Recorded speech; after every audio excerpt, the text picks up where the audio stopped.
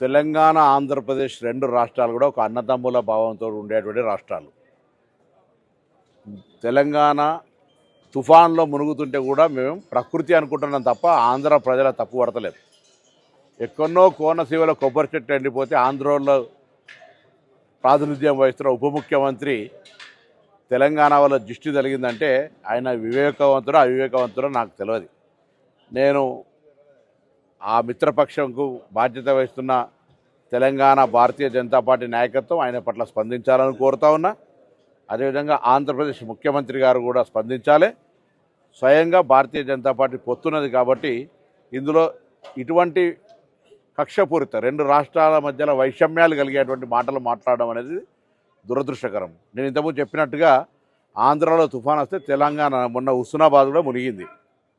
మేమేం ఆంధ్ర ప్రజలను తప్పుపడుతున్నది ప్రకృతి వైపరీత్యం కింద భావిస్తా ఉన్నాం. అక్కడెక్కడో చెట్లు ఎండిపోతే మమ్మల్ని దృష్టి కలిగిందని నిందిస్తే ఇది తెలంగాణ పౌరులకు అవమానం. వెంటనే ఉపసంహరించుకోవాలి, క్షమాపణ కోరాలి. భవిష్యత్తులో ఇటువంటి వివక్షపూరిత మాటలు మాట్లాడద్దు, విజ్ఞతగా వ్యవహరించు. ఉప ముఖ్యమంత్రి అయినా ఇంకా సినిమా నటుడు కాదు, కొంత బాధ్యతగా నేర్చుకోవాలని చెప్పి నేను ఈ సందర్భంగా కోరుతా ఉన్నా.